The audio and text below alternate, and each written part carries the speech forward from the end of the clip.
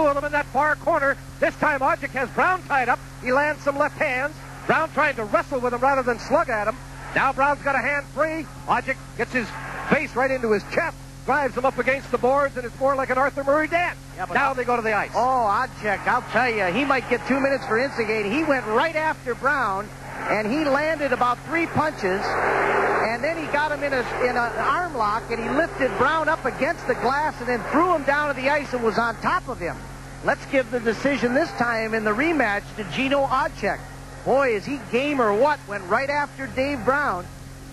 So we'll see if this gives the Canucks some spark here. They've really been hanging on. They haven't been skating tonight. They've been badly outplayed by the Oilers, but the Canucks are in a 3-3 tie as Gino Odjick and Dave Brown have their second fight of the night.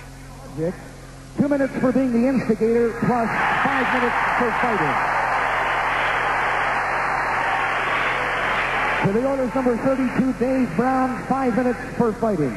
Time, 10 minutes, 54 seconds. Well, that's exactly how we saw it, too. It was Gino Odjick all the way wanting to have a rematch with Dave Brown. And Dave Brown has to think, boy, I'll tell you, he'll have to have respect for Gino Odjick, I'll tell you, because this guy, he was clearly beaten in their first fight.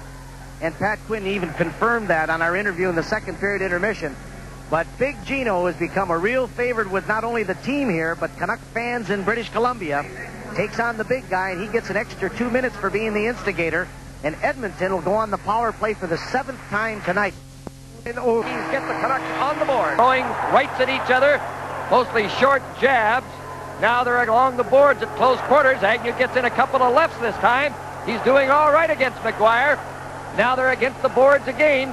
Not many telling blows, but it looked like Agnew got in most of them. He really did. You'd have to give him the decision there. He landed most of them. They weren't from long range. They were the short, small ones. If you remember how Jack McElhargy used to fight, he'd get them in real quick.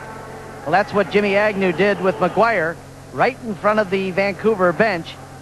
And Agnew, you know, I saw him at the airport yesterday when we were checking in Vancouver, and he's got shiners under both eyes and cuts and scratches. I mean, seems like he goes at least once every game.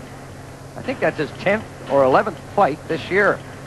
And he hasn't won them all, but he's won a few and showed up for every one of them.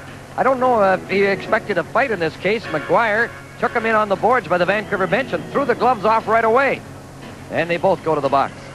Well, it's obvious to know what the game plan is here from Toronto's standpoint. They're down by 2. They need to get the next goal. There's no question about it. And put a little pressure on the Canucks here in the third period. 5 minutes for instigating, 5 minutes for fighting. McGuire's getting the extra 2, but that's the way it was. Jim Agnew. Because he instigated, he had the glove again. Here they go. At close range in the Vancouver zone, and Agnew was challenged again. And he's getting in some left hands again, fighting away with McGuire, throwing punches galore. Oh, Agnew is hitting, too. Now they're at close range, and McGuire gets a right hand to the side of Jim Agnew's head. It's their second fight of the period. And McGuire, I think, now goes down with Agnew on top. And Jimmy Agnew comes out okay again, and he was challenged again, too. Yeah, McGuire couldn't believe he lost the first one. He says, I got to go at this guy again. So he was the guy. He wanted to go after Agnew. Well, they went toe-to-toe. Lots of punches were landed. I think both of those combatants now will probably have a bruise or two tomorrow morning. Forget tomorrow morning. How about in about 15 or 20 minutes, they might come up like eggs. Doorknobs. But Agnew, he is game, though, I'll tell you. This guy, what a way to make a living. We think that's his 12th major now that he's had. What a way to make a living is right. And he's not one to back down from the challenge. Again, it was deep in the Vancouver zone, away from the play. And I think you're right, Tom. McGuire didn't like the way the first fight went. He said, I'm going to even up, but I don't think he evened up. No, he didn't. Vancouver penalty to number 36, Jim Agnew. 2 minutes for instigating, 5 minutes for fighting. Toronto penalty to number 18, Kevin McGuire. 5 minutes for fighting. Time 11:50. It's just the opposite. I'm really surprised. I thought that McGuire was the guy who threw the gloves off first and really went looking for Agnew. But Agnew comes out of the penalty box now as he's going to be through for the, well, with 8:10 left on the clock.